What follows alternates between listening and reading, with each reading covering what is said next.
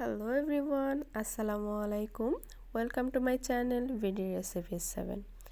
আজকের ভিডিওটি থাকছে মাত্র 3টি উপকরণের সবচেয়ে সহজ ও মজাদার ক্যারামেল পুডিং এর রেসিপি নিয়ে। পুডিংটি দেখতে যেমন লোভনীয় হয়েছে, মাশাআল্লাহ খেতেও তেমন মজার ছিল। এই রেসিপিটি যদি হুবহু ফলো করে আপনারাও পুডিং বানান, ইনশাআল্লাহ আপনার পুডিং আর ফেটে যাবে না আর ডিমোল্ড করার সময় ভেঙে যাবে না, আর ক্যারামেলটাও পারফেক্টভাবে বানাতে পারবেন। এই রেসিপি ফলো করে পুডিং বানিয়ে যদি একবার কাউকে খাওয়ান, আমি 100% গ্যারান্টি দিয়ে বলছি সেই ব্যক্তিটা আপনার বানানো পুডিংয়ের প্রশংসা না করে পারবে না।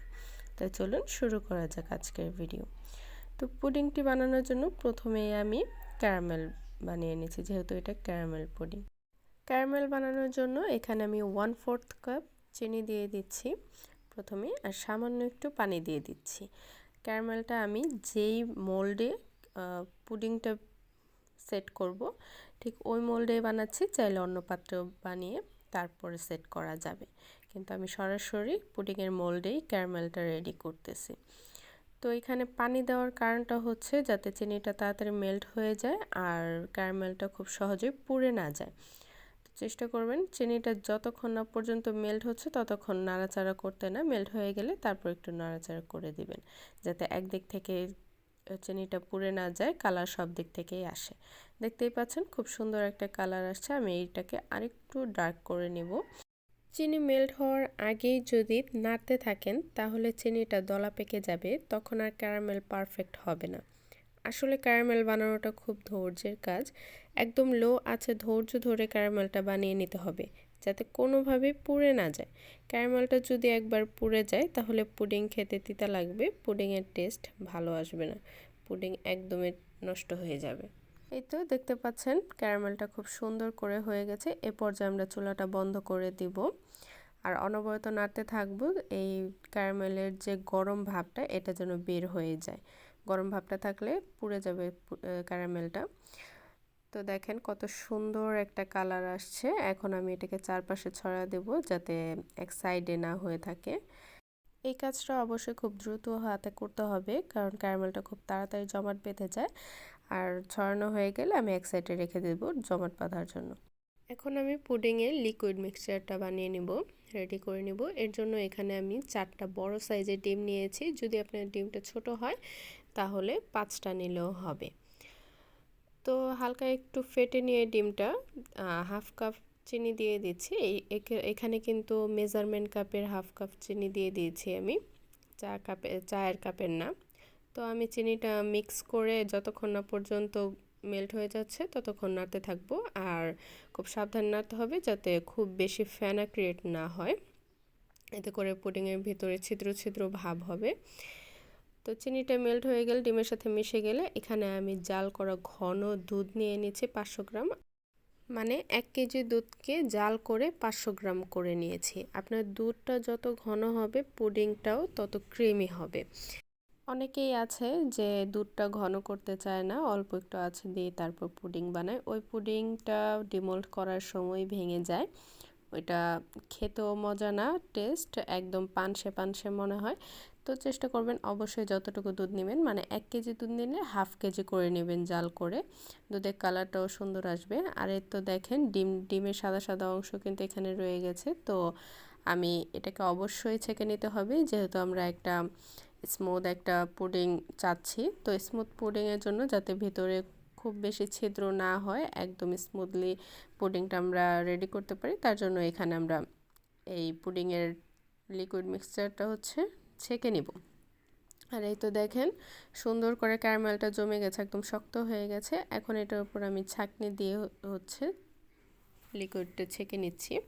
আর এখানে আমি হচ্ছে 5 ইঞ্চির একটা মোল্ড নিয়েছি, আর বাকিটুকু হচ্ছে আমি অন্য একটা বাটিতে দিব। তো আপনারা চাইলে 6 ইঞ্চির মোল্ড নিতে পারেন, তাহলে একটাতেই দিতে পারবেন। আমি পুডিংয়ের এই মিক্সচারটাতে হচ্ছে কোনো প্রকার ভ্যানিলা এসেন্স ইউজ করিনি, ভ্যানিলা এসেন্স আমার কাছে ভালো লাগে না। তো এখানে আমি একটা আস্ত এলাচ দিয়ে দিচ্ছি যাতে ডিমের গন্ধটা না থাকে। তো চুলে আগে থেকে আমি একটা মোটা তলাযুক্ত হাঁড়ি বসিয়ে নিয়েছিলাম ননস্টিকের। তো সামান্য পানি দিয়ে উপরে একটা কাপড় দিয়ে দিচ্ছি, যে কোনো কাপড় দিলে হবে, সুতি টাইপের। তারপর আমার মনে হয়েছে যে পানি আর একটু দিতে হবে, কারণ যে মোল্ডে বসাবেন ওই মোল্ডের অর্ধেক পরিমাণ পানি থাকতে হবে, খুব বেশি দিবেন না, আবার মোল্ডে যেন অর্ধেক থাকে। তো মোল্ডে যেহেতু আমার ঢাকনা নেই, তো আমি এখানে একটা স্টিলের প্লেট দিয়ে দিচ্ছি, সাথে একটা ভারী কিছু দিয়ে দিচ্ছি। আমি এখানে একটা পাথর দিয়ে দিচ্ছি যাতে নড়াচড়া না করে, আর ঢাকনা দিয়ে অবশ্যই ঢেকে দিতে হবে। মোট কথা কোনোভাবেই যাতে ভেতরের ভাপটা বের হয়ে না যায়। আর ঢাকনা একটা ছোট ছিদ্র ছিল, এটা আমি কাগজ দিয়ে আটকে দিচ্ছি। ভাপটা যদি বের হয়ে যায় পুডিংয়ে, তাহলে কিন্তু পুডিংটা পারফেক্ট হবে না। তো আমাদের অপেক্ষা করতে হবে 20 থেকে 30 মিনিট। তো 30 মিনিট পর ফিরে এলাম, আশা করি আমার পুডিংটি হয়ে গেছে। এখন আমরা পুডিংটি চেক করব যে হয়েছে কিনা। আর চুলার আঁচটা সম্পর্কে বলে দিই, চুলার আঁচটা রাখবেন একদম, এই 30 মিনিট যে চুলার আঁচটা থাকবে এটা একদম মিডিয়াম টু লো হিটে। মিডিয়াম টু লো হিট বলতে একদম লো না, লোয়ের থেকে একটু বেশি রাখবেন, তবে খুব বেশি না। এতে করে খুব বেশি হলে পানিতে বলক চলে আসলে পুডিংটা একদম বাবল ক্রিয়েট হয়ে যাবে, ভিতরে ছিদ্র ছিদ্র হয়ে যাবে। তো আমরা একটা কাঠি দিয়ে পুডিংটা চেক করে নিচ্ছি, কাঠিটা যদি ক্লিন আসে তাহলে বুঝে নেব আমাদের পুডিংটা হয়ে গেছে। তো আমার কাঠিটা ক্লিন এসেছে, তো আমার পুডিংটা হয়ে গেছে। এখন আমি নামিয়ে নেব, নামিয়ে অবশ্যই ঠান্ডা করে নেব। এই গরম গরম পুডিং ডিমোল্ড করতে যাবে না, সম্পূর্ণ ঠান্ডা করে নিয়ে এখন আমি এটাকে ডিমোল্ড করে নেব। আপনারা ফ্রিজিংও করতে পারেন, বাট আমি ফ্রিজে রাখি না, আমি রুম টেম্পারেচার, যেহেতু এখন শীতকাল, তো রুম টেম্পারেচারে রেখে ঠান্ডা করে নিয়েছি। আর এই যে উপরে যে একটা এলাচ দিয়েছিলাম, এটাকে আমি ফেলে দিচ্ছি যাতে খাওয়ার সময় মুখে না পড়ে। তো একটা ছোট প্যালেট নাইফের সাহায্যে আমি 4-5টা আলতো হাতে ছাড়িয়ে নিচ্ছি, যাতে ডিমোল্ড করতে খুব সুবিধা হয়।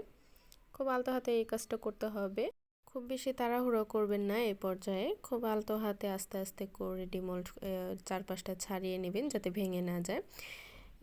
ডিমোল্ড করতে করতে আরেকটা কথা বলে নিই, আমার ভিডিওটা যদি আপনাদের কাছে ভালো লেগে থাকে তাহলে অবশ্যই অবশ্যই লাইক কমেন্ট শেয়ার করবেন, আর কমেন্ট করে জানাবেন যে আমার ভিডিওটা কেমন হয়েছে, বা আপনারা নেক্সটে আর কি কি ভিডিও চান, তো এগুলো কমেন্ট করে জানাবেন। আর অবশ্যই আমার চ্যানেলটা সাবস্ক্রাইব করে দেবেন। তো এখন আমার 4-5টা ছাড়ানো হয়ে গেছে। একটা বাটিতে, বাটি বলতে এখানে একটা আমি ছড়ানো প্লেট নিয়েছি। তো ভিডিওতে দেখানো প্রসেসে হচ্ছে আপনারা পুডিংটা ডিমোল্ড করে নেবেন। দেখতেই পাচ্ছেন আমি কত আলতো হাতে আস্তে আস্তে পুডিংটা ডিমোল্ড করে নিলাম। আর দেখেন কালারটা কত সুন্দর আসছে, মাশাআল্লাহ, দেখতেই অনেক লোভনীয় লাগছে, তাই না? দেখেই খেতে ইচ্ছে করতেছে। তো আপনারা যদি এই রেসিপি ফলো করে একবার এভাবে ক্যারামেল বানান, তাহলে অবশ্যই আপনাদের কালারটা অনেক সুন্দর আসবে। আর যদি ক্যারামেলের কালারটা হালকা হয়, তাহলে ক্যারামেলটাও হালকা হবে, দেখতেও হালকা কালারের হবে। তো আমি এখন দেখেন পুডিংটা কত সুন্দর হয়েছে, কাটতে ইচ্ছে করছিল না। তারপরে কি করব, কেটে তো আপনাদের দেখাতে হবে। আমি একটা পিস কেটে নিলাম, দেখবেন ভেতরটা কতটা স্মুথ হয়েছে। এই তো দেখেন কতটা পারফেক্ট, কি সুন্দর হয়েছে দেখতে। দেখতে যেমনটা সুন্দর হয়েছে, খেতেও কিন্তু দারুণ মজা ছিল। মানে মুখে দেওয়ার সাথে সাথে মেল্ট হয়ে যাচ্ছিল, মনে হচ্ছে যে একদম ক্রিমি একটা ভাব। তো আশা করি ভিডিওটি ভালো লাগছে আপনাদের কাছে, আপনারাও বাসায় এইভাবে ট্রাই করে বানিয়ে খাবেন, আর কমেন্টে জানাবেন যে আপনারা ঠিকভাবে বানাতে পেরেছেন কিনা, আমার ভিডিওটা থেকে আপনারা উপকৃত হয়েছেন কিনা।